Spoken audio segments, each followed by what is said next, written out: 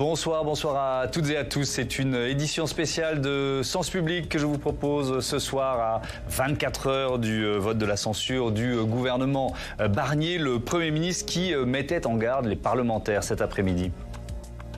La situation est difficile sur le plan budgétaire, sur le plan financier, très difficile sur le plan économique et social, je viens de vous le dire. Il y a une chose dont je suis sûr, M. Sassaigne, je suis sûr, et retenez bien ce que je vous dis aujourd'hui, c'est que la censure dont il est question demain, et nous retrouverons, rendra tout plus difficile et plus grave.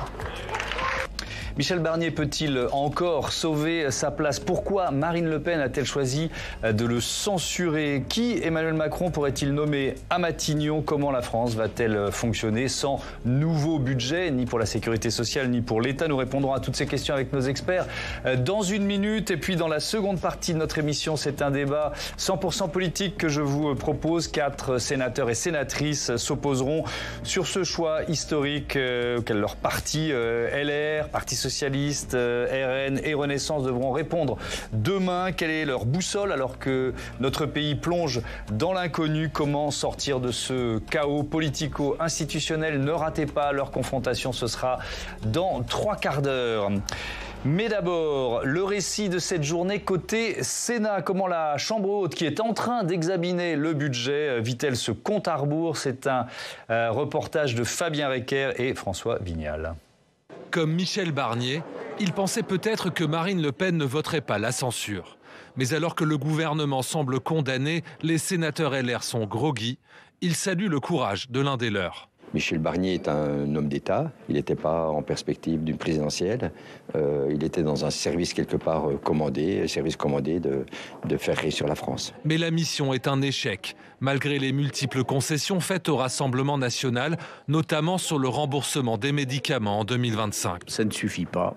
Alors à un moment, il faut se demander si les groupes ne jouent pas uniquement 2027 et oublient un peu tous l'intérêt du pays. Conséquence d'une censure du gouvernement, le projet de loi de finances dont le Sénat vient d'adopter le volet recettes ne serait pas voté.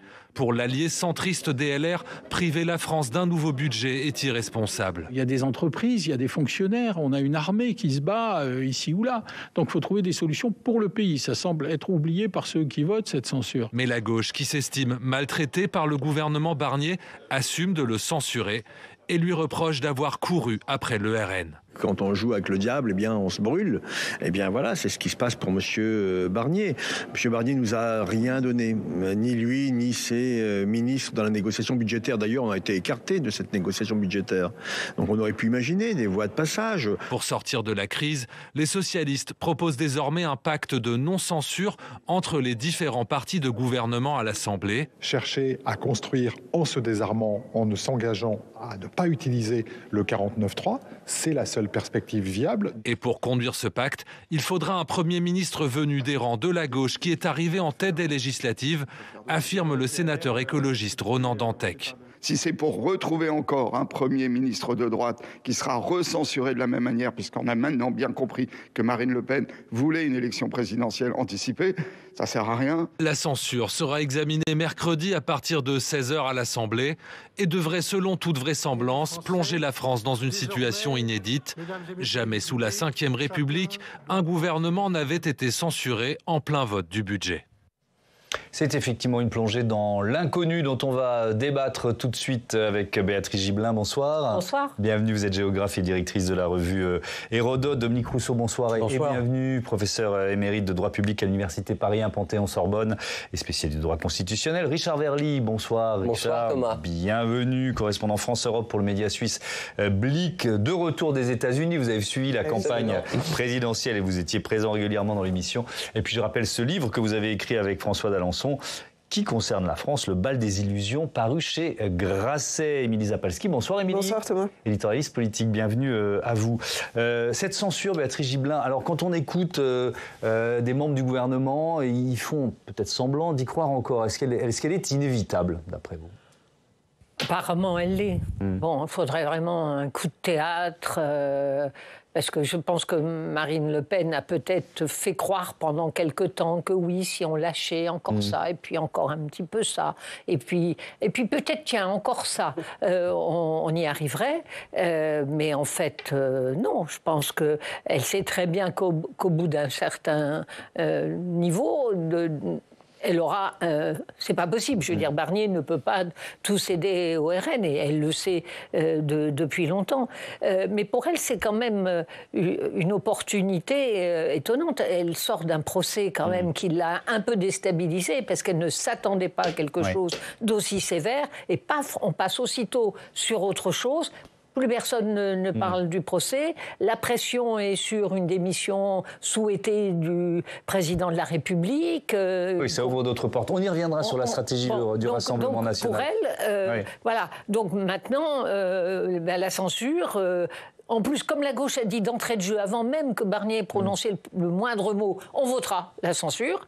Il n'y avait plus rien à négocier. Moi, ça m'amuse quand ils disent « Ah, ils ne nous ont rien proposé, ils ne sont pas venus nous voir. » Bah oui, de toute façon, vous aviez dit que ce serait non d'entrée. Donc, qu'est-ce qui restait Il restait LR les plus récalcitrants et le RN. Alors, un peu d'histoire, on fait souvent référence à 1962, la chute de Georges Pompidou. On n'est pas exactement dans la même configuration institutionnelle. En effet, on n'est pas dans la même configuration constitutionnelle, parce qu'en 1962, le gouvernement Pompidou tombe sur la base de l'article 49, alinéa 2. Alors, c'est la différence. Alors, la différence, ce sont les députés qui ont pris l'initiative de déposer une motion de censure contre le gouvernement Pompidou, l'accusant d'avoir proposé au général de Gaulle d'organiser un référendum via l'article 11. Et le gouvernement tombe. L'article 49.3, c'est le gouvernement qui prend l'initiative de poser la responsabilité non pas du gouvernement, mais de poser la responsabilité sur un texte précis, le budget de la sécurité sociale. De sorte que, et les députés répondent par une motion de censure, de sorte que si la motion de censure passe, c'est uniquement le budget de la sécurité sociale qui tombe. Les autres textes, notamment la loi de finances pour l'année 2025, restent. Elles ne tombent pas. C'est ça la grande différence entre 62 et 2024. Donc on fait parfois il y a un précédent. Non, il n'y a pas de précédent. Oui, donc c'est encore plus un saut dans l'inconnu. Voilà, ça justifie encore plus ce titre. Alors je le disais, il y a des membres du gouvernement qui font comme si, écoutons, tiens, le ministre de l'économie Antoine Armand ce matin sur France 2, oui, dit-il, c'est encore possible d'éviter la censure. Non, on ne connaît pas le résultat, parce que vous savez quel serait le résultat ? C'est l'instabilité pour le pays. Oui, mais les résultats politiques, c'est l'instabilité économique et financière. Les votes. Et nous ne les connaissons pas pour une autre raison, c'est qu'il s'agit d'une décision individuelle. Vous avez demain ou après-demain 577 députés qui auront dans leur âme et conscience à faire le choix. Ça veut dire que vous avez encore un petit espoir dans votre fort intérieur que la situation soit sauvée ? Et ça veut dire que les parlementaires, les députés ont le choix de ne pas plonger le pays dans l'incertitude et dans l'instabilité. Oui, mais ils ont déjà répondu. Vous avez entendu hier tous les présidents de groupe. C'est très clair. Certains ont dit qu'ils ne voteraient pas la motion de censure. Peut-être que d'autres le feront. Vous savez, il n'y a pas de fatalité. Richard Verly, comment nos voisins européens regardent ce spectacle politique français ? Ils sont quoi, effarés, désabusés, tristes ? Écoutez, ce matin, la une du Financial Times, c'était le quotidien financier britannique, c'était la France en panne. Et je crois que fondamentalement, c'est ça que les partenaires européens de la France retiennent. Ils connaissaient Michel Barnier, c'est important de le dire, parce que ce n'est pas le cas de tous les premiers ministres. Lui, il était connu. Il était connu pour avoir été négociateur du Brexit, etc. Donc, il était connu et dans le bon sens, parce que tous les gouvernements de l'Union européenne lui avaient fait confiance, lui avaient délégué la mission de négocier avec le Royaume-Uni. Et voilà que même Barnier, le tenace, le montagnard, parce qu'il adore dire qu'il est savoyard et montagnard, et bien malgré toute sa ténacité, il n'y arrive pas. Et je crois que du point de vue européen, qu'un homme comme Barnier, aguerri, qui a le sens de l'État, qui a le sens de sa mission, il l'a prouvé avec le Brexit, n'y arrive pas, ça montre que la France a vraiment un problème structurel, un problème politique, peut-être un problème institutionnel. En tout cas, c'est comme ça que c'est interprété. En gros, il y avait avec Barnier un mécanicien dont on soupçonnait qu'il avait à peu près tous les outils et qu'il en maîtrisait, je dirais, le fonctionnement. Or, même lui n'y arrive pas, ce qui amène à poser la question, et c'est ce que fait le Financial Times et d'autres journaux européens, immanquablement d'Emmanuel Macron. Où est, que fait Emmanuel Macron? Réponse, vous le savez, en Arabie Saoudite, c'est un peu loin. Oui, effectivement, c'est loin, et il est particulièrement discret en images et silencieux en mots. Alors on va continuer d'analyser comme ça les différents tenants de cette crise politique. Est-ce aussi une crise institutionnelle? Je vous poserai forcément la question tout à l'heure, mais vous avez commencé à l'évoquer, il y a la question de la stratégie du Rassemblement national. C'est vers le RN que les regards se sont d'abord tournés au moment où hier on a appris de la bouche de Marine Le Pen qu'elle avait décidé de voter la censure. Et écoutons ce qu'en disait le ministre du Budget sur RTL ce matin. Voilà pourquoi le RN prend cette décision. On écoute Laurent Samartin. Nous sommes ouverts au dialogue depuis le début jusqu'à la fin. Ce que j'observe, c'est que je vois bien que maintenant on n'est plus dans un dialogue de l'autre côté. On est dans des prétextes permanents. Le Premier ministre a dit hier que en réponse à un certain nombre de préoccupations, il ouvrait toutes les portes possibles jusqu'au déremboursement des médicaments et que vous voyez bien que quand vous fermez une porte, une autre s'ouvre et que donc tout ça n'est que question de prétexte politique et politicien. C'est pas au niveau. Voilà, c'est pas au niveau parce que c'est l'avenir de la nation dont on parle. Et alors, vous avez commencé à le faire, mais on va analyser en détail avec vous, Émilie, pourquoi Marine Le Pen décide-t-elle de voter la censure? Alors, la première explication qui est assez simple, c'est la volonté de répondre à ses électeurs, parce qu'on sait que 67% des sympathisants du RN demandent un vote de censure. On n'est que 53% dans tous les Français. 87% d'entre eux demandent même une démission d'Emmanuel Macron. Donc, c'est clair, les électeurs du RN veulent du sang et des larmes. Donc, elle leur répond. Autre explication, le besoin pour Marine Le Pen de se réaffirmer comme leader, alors que son dauphin Jordan Bardella a brillé durant les élections européennes, les élections législatives, aussi avec son livre assez récent, Ce que je cherche, et aussi, vous l'avez abordé, à un moment où les choses se compliquent pour elle, avec des réquisitions très lourdes dans le cadre du procès des assistants parlementaires du FN. À quel point ce réquisitoire, ces réquisitions ont changé la donne? Alors Marine Le Pen, qui était très sûre en démarrage de procès, je ne sais pas si vous vous souvenez, elle a paru très surprise, presque même abattue, quand elle a appris les réquisitions du parquet. Je rappelle, 5 ans de prison, dont 2 ans ferme, 300 000 € d'amende et aussi et surtout une inéligibilité de 5 ans avec exécution provisoire. Alors, tenter de reprendre au départ les arguments du procès politique, Marine Le Pen a finalement choisi de répliquer par une forte attaque du gouvernement et de son projet de budget. Le calcul, un peu de diversion, et c'est vrai que comme par hasard, on ne parle plus beaucoup du procès, et beaucoup d'opportunisme. Alors je m'explique. Si la censure passe, le gouvernement est renversé, et la question d'Emmanuel Macron va encore se faire de plus en plus forte. C'est déjà le cas, démission ou pas. Si le président passait à l'acte, un délai minimal de 20 jours et maximal de 35 jours est exigé avant la tenue d'une nouvelle élection présidentielle. Tic-toc, tic-toc. Le chrono serait lancé puisque le jugement est attendu pour le 31 mars. Ça, c'est le jugement de Marine Le Pen. Le jugement de Marine Le Pen. Donc, ça lui permettrait de pouvoir se présenter quoi qu'il arrive. La thèse n'est pas complètement farfelue, parce qu'on a entendu des rumeurs de Matignon qui disaient que l'extrême droite, le RN, avait refusé beaucoup de rendez-vous qui étaient proposés par Barnier pour négocier autour du budget, une façon un peu de forcer la censure. Alors, votre analyse, est-ce que ce calcul, cette stratégie, elle est judicieuse? Je suis un peu mitigée, en fait, parce que d'un côté, le RN risque de renier un petit peu sa capacité à se normaliser, à être un parti constructif. On lui reproche d'ailleurs déjà de participer au chaos en voulant voter la censure. De l'autre, et ça c'est une première depuis l'arrivée d'Emmanuel Macron au pouvoir, avec cette manœuvre, Marine Le Pen a réussi à faire participer son parti aux grandes négociations et même décisions autour du budget, et pas qu'un peu, on l'a vu et on l'a entendu, une façon de hisser son parti, pourtant rejeté par nombre de politiques sous prétexte du Front républicain, eh bien elle l'a hissé parmi les partis qui sont désormais à prendre en compte. Alors, merci beaucoup, Émilie. Alors déjà, le cas de figure d'une démission d'Emmanuel Macron, je voudrais juste qu'on dise précisément, Dominique Rousseau, ça ne changerait rien à la composition actuelle de l'Assemblée, à son ingouvernabilité, en quelque sorte. On est bien d'accord. La démission du président de la République n'est pas une solution. elle n'est pas une solution dans la mesure où le nouveau éventuel président ou présidente de la République se trouverait devant la même Assemblée et n'aurait pas le droit de dissoudre l'Assemblée nationale avant le mois de juillet. Donc on se retrouverait exactement dans la même situation. Donc ce n'est pas une porte de sortie. D'accord, ça c'est très très clair. Revenons au procès quand même, parce qu'on l'a déjà évoqué sur ce plateau, mais j'ai envie de vous entendre là-dessus, Béatrice Gibelin.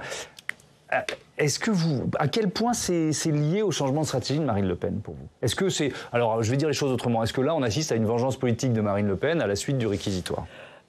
Sans doute pas totalement, parce que je veux dire, il faut vraiment être, pour moi, naïf d'imaginer que le président puisse démissionner maintenant de façon à ce qu'elle puisse se représenter avant le 31 mars. Il est capable de tenir jusqu'au 31 mars et qu'elle ne soit, c'est dans pas longtemps le 31 mars, et qu'elle soit inéligible et qu'elle ne puisse pas se présenter.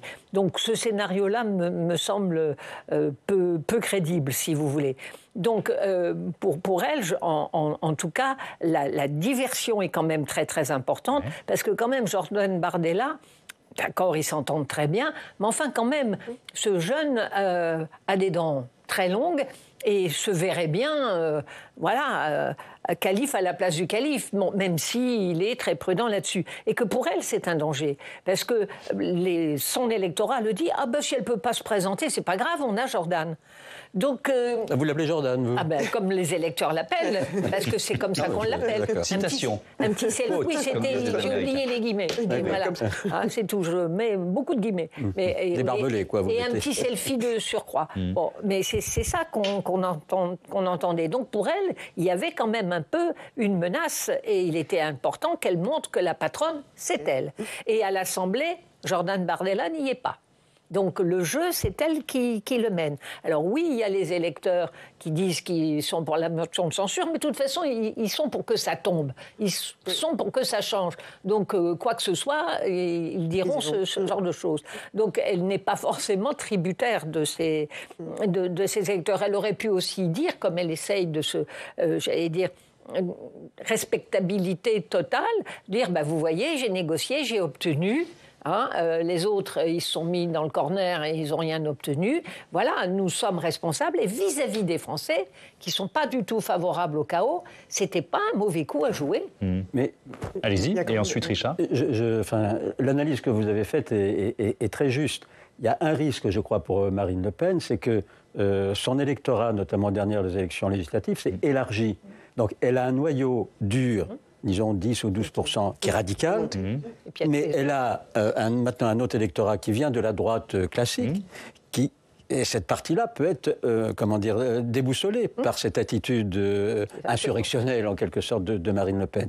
Donc là, elle joue gros, parce que elle fait plaisir au noyau dur, mais qui représente 10 ou 12%, et elle risque de déstabiliser l'autre partie de l'électorat qu'elle a gagné depuis 5-6 ans. Richard Verly, quelle part de risque, effectivement, dans cette décision de Marine Le Pen, alors que Michel Barnier avait pris soin, dès son arrivée, de dire respect pour tous les députés, pour tous les groupes parlementaires, et finalement, quand même, tentative de dialogue, même si là, il y a une mini-polémique sur y avait-il combien de rendez-vous, est-ce qu'il y avait vraiment des rendez-vous proposés par Michel Barnier, lui dit que oui, le RN dit que non, enfin bon, bref, il avait clairement ouvert la porte à des discussions avec le Rassemblement national. Oui, je me demande s'il n'y a pas une autre explication. Et comme vous l'avez dit, Thomas, j'étais aux États-Unis pendant 1 mois et demi. Vous savez, quelle est la leçon de Trump aux États-Unis? C'est qu'aujourd'hui, tous décident sur des coups de sang.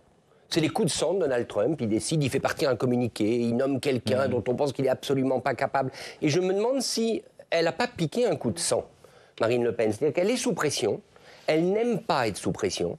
C'est pas son caractère, elle manque peut-être de sang-froid, c'est là où on voit que quand même l'animal politique Marine Le Pen n'est peut-être pas encore complètement arrivé à maturité, et elle a un père, rappelons-le, qui était particulièrement tempétueux.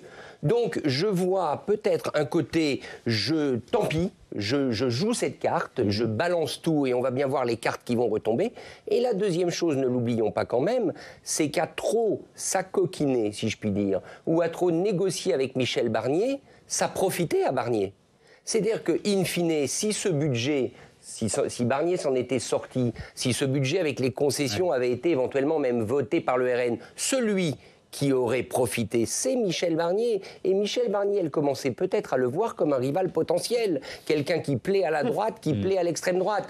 Donc le coup de sang, et par ailleurs décapiter Barnier, de toute manière ça ne peut pas faire de mal, on verra bien qui arrive. Émilie ? Oui, je voulais dire juste avant qu'on enterre Barnier sur la censure, entre guillemets, il faut reconnaître quand même que cet homme-là, il a fait deux choses, moi il me semble. Il a fait reconnaître que la dette en France n'était plus acceptable, c'est-à-dire qu'on savait qu'elle était là, mais lui il a dit il va falloir qu'on fasse des économies et qu'on se batte et qu'on ramène ce gros déficit beaucoup plus en dessous. Ça franchement il l'a fait. Et sur la méthode, vous en avez parlé, il a instauré une méthode complètement différente et ça je pense qu'avant de l'oublier en tant que Premier ministre... C'est la critique qu'on a entendue dans la bouche de Patrick Caner, le président du groupe socialiste. Il y est allé un peu moins, mais rationnellement, qu'est-ce qu'il pouvait espérer de la gauche ? Alors peut-être qu'il ne vote pas la censure là, mais il avait très peu de marge. C'était plutôt à droite qu'il fallait négocier, à l'extrême droite. Et il l'a fait rationnellement. Et je pense qu'il faut lui reconnaître ça. C'est quand même quelqu'un qui a instauré une méthode qu'on n'a pas vue depuis très longtemps, c'est-à-dire de parler avec les uns et les autres et d'essayer de négocier et de pas trop communiquer, de pas trop en dire sans savoir ce qu'on va faire. Donc elle avait un peu des raisons de s'inquiéter. Elle a un peu des raisons de s'inquiéter. Et c'est intéressant ce que vous dites parce qu'on est vraiment dans l'obsession présidentielle de notre pays. C'est ça qui brouille tout. Avec une limite. Alors coup de sang, je veux bien, mais quand même, il y a deux personnalités politiques qui jouent l'élection anticipée, c'est Le Pen et Mélenchon. Donc vous aurez beau faire toutes les courbettes, à partir du moment où leur stratégie, c'est de provoquer la démission d'Emmanuel Macron, c'est ce qui s'était passé en 1924 avec la démission de Mitterrand, ce qu'on appelait la grève des ministres. Personne ne voulait être ministre de Mitterrand, et Mitterrand a démissionné il y a un siècle, en 1924. Donc c'est ce qui joue. Donc vous pouvez faire toutes les concessions que vous voulez, à partir du moment où Mélenchon et Le Pen ont décidé ensemble qu'il faudrait une élection présidentielle. Il faut quoi maintenant ? Il faut l'intelligence des groupes parlementaires pour arriver à construire une coalition, parce qu'il y a une majorité possible au Parlement, à l'Assemblée nationale. Oui, mais ça supposerait que le Parti socialiste s'affranchisse en quelque sorte de LFI. Mais ça, on y reviendra un peu plus tard, si vous le voulez bien. Restons un peu sur ce chapitre Rassemblement national. En lisant, Patrice Gibelin, cette histoire je reviens à l'histoire de rendez-vous. Donc Matignon qui dit, on a proposé 3 rendez-vous au Rassemblement national. Le Rassemblement national qui dit, non, c'est pas vrai, en fait, son agenda était trop chargé. Je me suis dit, ils n'ont pas le même calendrier. Et je revenais à l'obsession présidentielle. Ils n'ont pas le même calendrier. Oui, bien sûr, ils n'ont absolument pas le même calendrier. Il y a eu aussi une déclaration d'un ministre de l'économie ou du budget qui avait dit qu'il le RN ne participe pas à l'arc républicain. Ouais. Qui avait été très mal vécu. Du coup, Barnier a pris son téléphone, a appelé Marine Le Pen, enfin a fait amende honorable pour arranger un peu le coup. Donc il y avait déjà eu un petit accroc comme ça qui a pu jouer. Mais bien évidemment, ce que vient de dire Dominique Rousseau est évident. On a 2 extrêmes qui pèsent assez lourd, dont surtout Mélenchon, parce qu'il a pris sous son contrôle les écologistes et les socialistes pour le moment. On pourra expliquer pourquoi. Et du coup... tout compromis devient impossible. Il y a une telle mythologie de l'union de la gauche que l'idée qu'une partie de la gauche puisse être responsable de casser cette pseudo-union, parce qu'à mon avis, elle n'existe pas, mais elle est apparente, va faire passer les socialistes, une fois encore, pour les traîtres à la cause, pour les traîtres à la gauche. Et ils sont donc, à partir de ce moment-là, les affreux. Et ils perdent tout crédit possible. Ah ben voilà, on vous l'a toujours dit, ils sont bien avec la droite. Et tant qu'on sera dans cette situation-là, où les socialistes ont le courage de dire très clairement, ben non, voilà, LFI nous emmène dans le mur, non, c'est terminé, et on casse. Mais je ne vois pas Olivier Faure avec cette stature-là pour pouvoir le dire. Alors, j'en vois aucun d'ailleurs. Parlons de ce budget quand même. Alors, pas le budget de la sécurité sociale, mais le budget de l'État, le budget 2025 avec Quentin. Est-ce qu'on va démarrer l'année sans nouveau budget ? Bonsoir Quentin. Bonsoir Thomas, bonsoir. Bienvenue. Parlons de l'adoption donc d'une motion de censure. On est encore au conditionnel, évidemment, qui aurait des conséquences directes sur le Parlement. Dites-nous tout. On lève les stylos comme lors d'un examen. Vous savez, quand le temps imparti est terminé, on ne touche plus à rien. Si la motion de censure est adoptée à l'Assemblée nationale demain soir, les travaux parlementaires sont mis en pause. L'examen de tous les textes inscrits à l'ordre du jour est suspendu. Au Sénat, le service de la séance nous explique que le gouvernement est considéré comme démissionnaire. Comme après la dissolution en juin dernier, il doit se limiter à gérer les affaires courantes. Et donc, au Sénat, cela reviendrait à suspendre l'examen du budget. Voilà, petit rappel. Le texte du budget de l'État, le projet de loi de finances, il a été rejeté à l'Assemblée nationale, c'était le 12 novembre. Il est arrivé au Sénat lundi dernier. Et en ce moment, malgré tout ce tumulte politique, les sénateurs examinent le budget mission par mission depuis lundi. Mais donc, demain soir, les sénateurs vont s'arrêter, on nous l'a explicité. Si Emmanuel Macron devait nommer un nouveau Premier ministre rapidement, on pourrait alors reprendre l'examen du budget là où on s'est arrêté, selon les services de la séance du Sénat, mais un nouveau Premier ministre pourrait également décider de présenter un nouveau projet de loi de finances. Et on continue de parler de calendrier. Le temps presse, il faut avoir terminé d'examiner les textes financiers d'ici au 31 décembre. C'est ça. En cas d'urgence, sur le budget, le prochain gouvernement pourra voter une loi spéciale qui permet à minima de prélever l'impôt et de continuer à répartir les crédits en fonction du budget voté l'an dernier.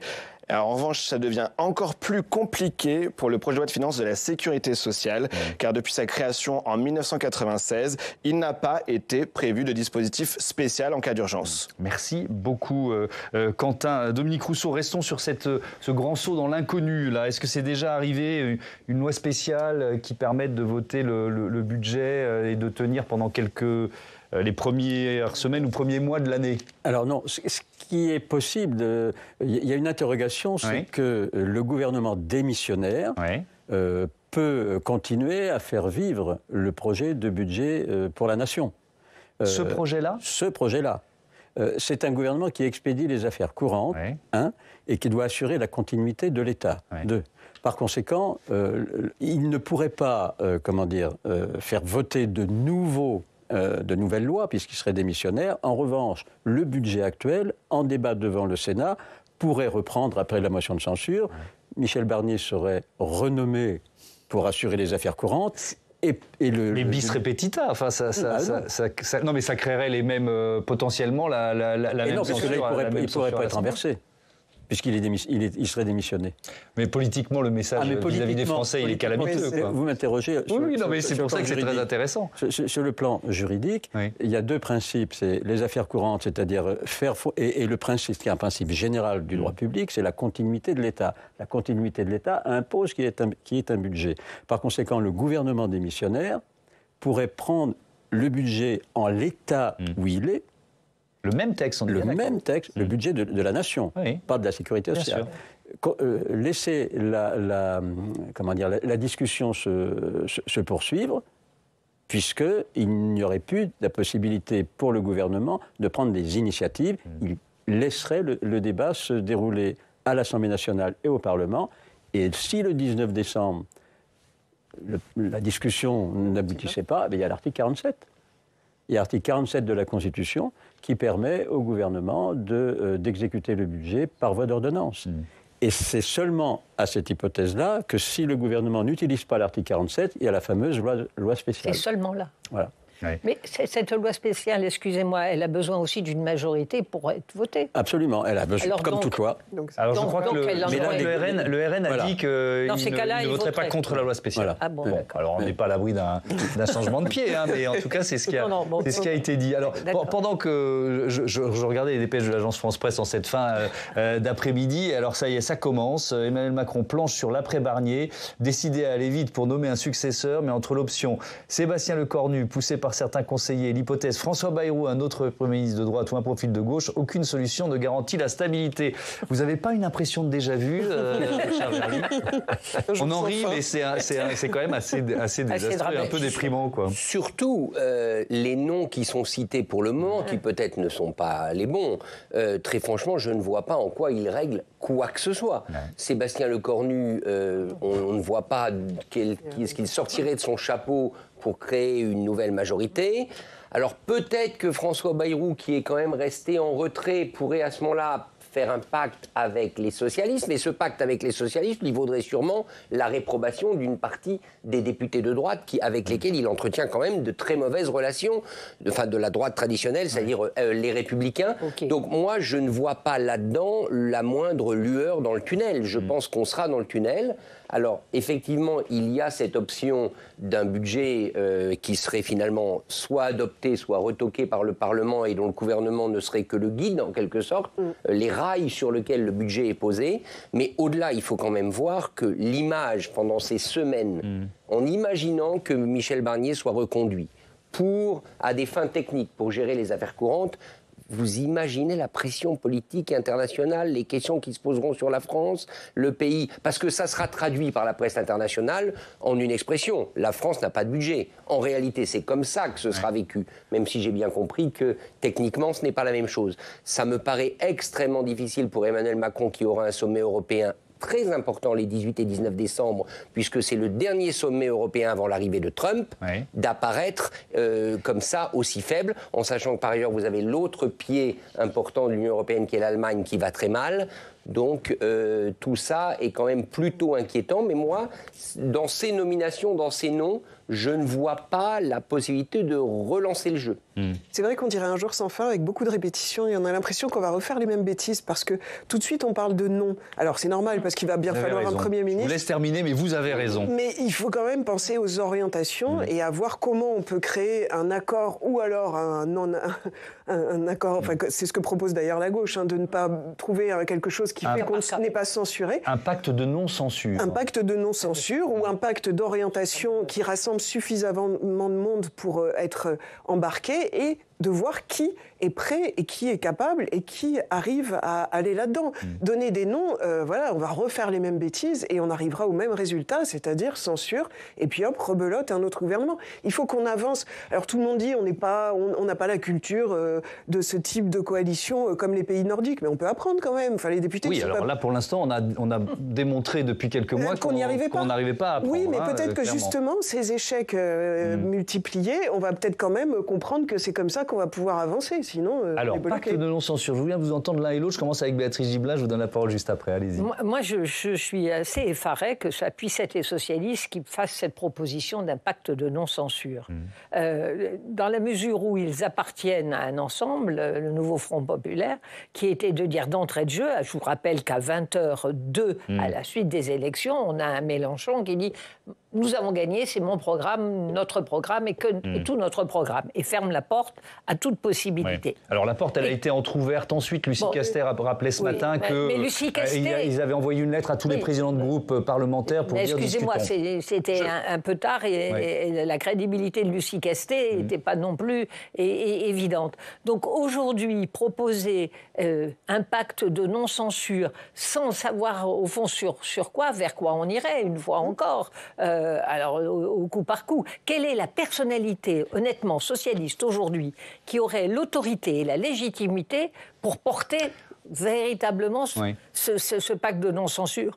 Moi, je ne la vois pas. Or, on a un ancien président de la République, de nouveaux députés, François Hollande, qui justifie parfaitement pourquoi il doit voter la censure, alors qu'il est lui-même un ancien président de la République et qui sait dans quelle panade il est en train de mettre le pays. Moi, je trouve ça absolument effarant. Donc, quelle est la crédibilité aujourd'hui des socialistes ? Dominique Rousseau, est-ce que la première occasion a été manquée d'un parlementarisme vivant et positif, on peut dire ça comme ça. Pour l'instant, il y a du parlementarisme, mais très vivant, mais plutôt destructif, quoi. On peut dire ça comme ça, destructeur. Bonapartiste, c'est-à-dire, on le disait tout à l'heure, on est dans une impasse politique. La seule réaction des hommes politiques et des femmes politiques, c'est l'élection présidentielle. Dans les autres pays européens, ça serait, on discute. Là, il faut partir faut inverser la logique du mois de juillet-août. On a cherché un nom. Il faut construire une coalition majoritaire, en tous les cas, qui n'a pas contre elle 289 députés. Et ça, c'est jouable, contrairement à ce que vous dites. Si vous prenez les chiffres, vous pouvez avoir un socle composé des socialistes, des macronistes, du MoDem, et vous aurez l'abstention ou le vote contre du Rassemblement national et de LFI, mais ça ne suffit pas pour renverser le gouvernement. Donc il y a une possibilité, je dirais, arithmétique. La question, après, c'est de mettre les gens autour d'une table pour faire des compromis.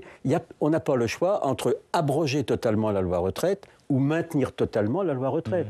Il y a une possibilité de dire, bon, on va peut-être modifier quelques articles sur le travail des femmes hachées, sur la pénibilité. C'est ça, la démocratie, c'est pas mon programme. Oui, mais ça suppose d'abord que le Parti socialiste tranche sa ligne. Mais oui. Avec ou sans LFI. Et que tous les socialistes soient d'accord. Or, on a des socialistes extrêmement divisés. Non, mais vous me demandez...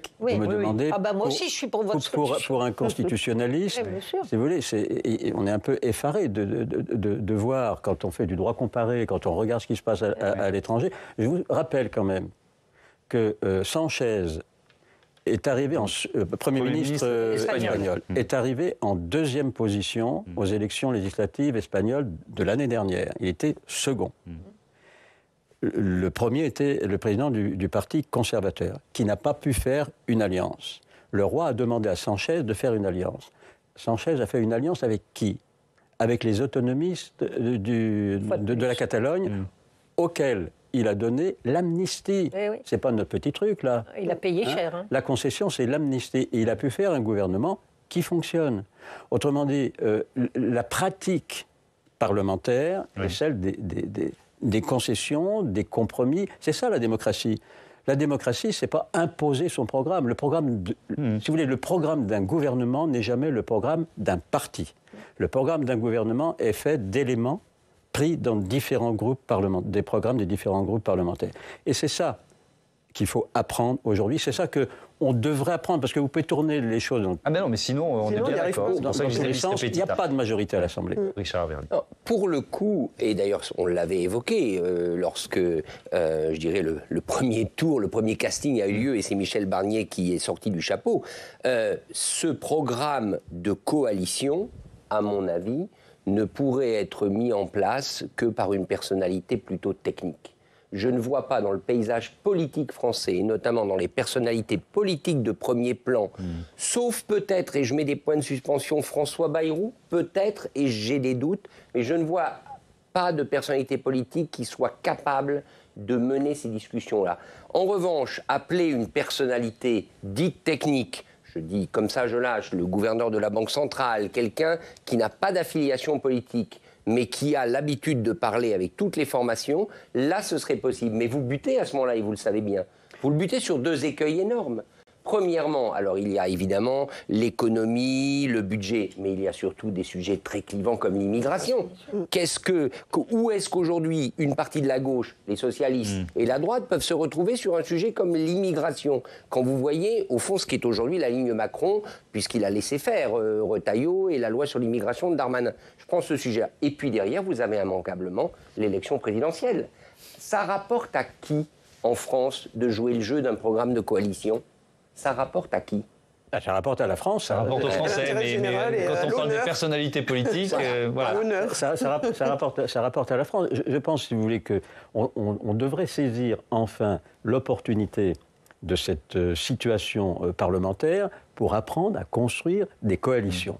Et ça, je pense... Si vous voulez, est-ce que ce n'est pas incompatible avec la présidentielle derrière? Pas nécessairement. Regardez, au Portugal, en Roumanie, en Pologne, en Finlande. Au Portugal, le président... Et on a exactement la même constitution que la France. Je ne pense pas qu'il a le droit de dissolution de l'Assemblée nationale, le président portugais. Il l'a? Absolument. D'accord. Et regardez, en Autriche, le président est élu par le peuple, c'est pas lui qui gouverne. Au Portugal, le président est élu par... C'est pas lui qui gouverne. En Finlande, en Roumanie, en Pologne.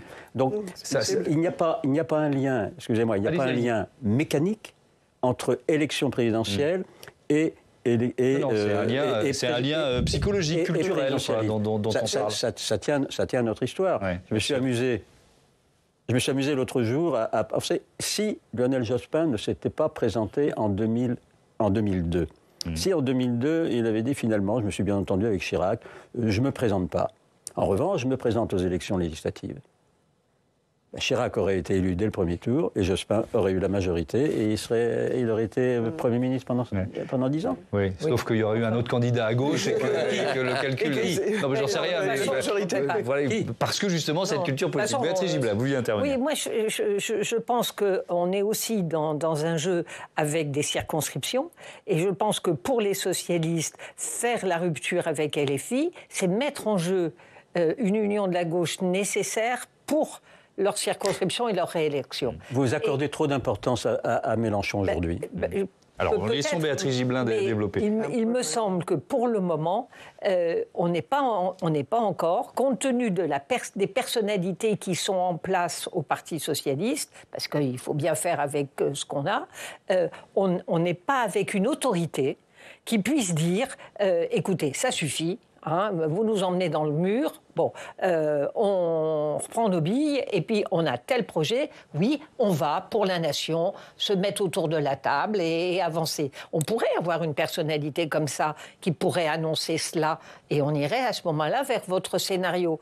Mais seulement, il faut du courage politique en se disant, voilà, on prend date devant les Français, on est dans l'impasse, on doit en sortir, on fait ce geste-là. Et c'est Mélenchon qui nous empêche de le faire. On le fait. Ça hurle, mais tant pis, on le fait. Et cette démonstration, si ça marche comme le scénario que vous faites, à ce moment-là, ils se libèrent et ils redeviennent la force dynamique d'une union de la gauche avec une extrême gauche et un PC qui est moins fort que les sociaux-démocrates. Et on peut envisager ce genre de scénario, que je souhaite pour ma part. Mais ce qui me préoccupe, c'est que je ne sens pas les personnalités politiques suffisamment déterminées pour avoir ce courage-là face à la nation en ce moment. Oui. Et Emmanuel Macron peut-être prêt à laisser ce temps. Ça va être une vraie question d'ici à la fin de la semaine. S'il avait face à lui des personnalités comme ça changerait beaucoup de choses. C'est parce qu'en face de lui, il n'y a pas. Oui. Vous nous disiez, Richard Verly, que le Financial Times titrait sur la France en panne. Est-ce qu'on sous-estime, notamment chez celles et ceux qui s'apprêtent à voter la censure, le risque financier ?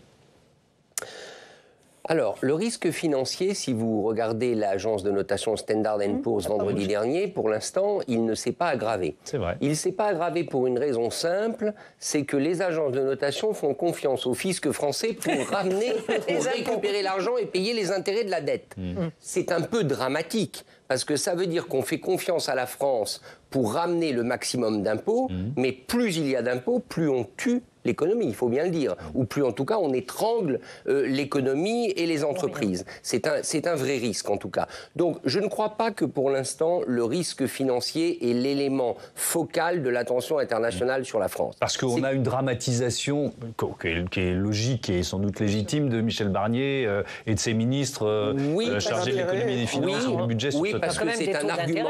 Oui, alors il y a les spreads, il y a les taux d'intérêt. Alors le spread, on rappelle, c'est l'écart entre le taux allemand et français à 10 ans, des obligations à 10 ans, des obligations souveraines à 10 ans. Moi, je ne crois pas que le risque financier soit si important que ça en ce moment.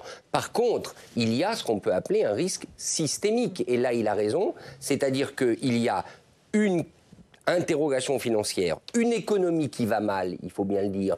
Le ministre de l'Industrie, il n'y a pas longtemps, a annoncé des faillites d'entreprises de manière assez importante, une paralysie institutionnelle et l'absence de lumière dans le tunnel. C'est tout ça qui fait la crise française du moment.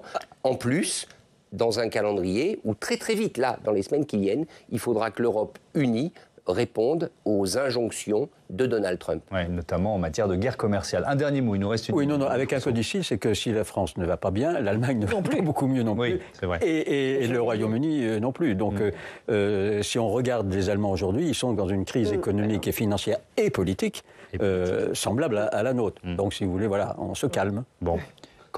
Le bon élève, on s'inquiète.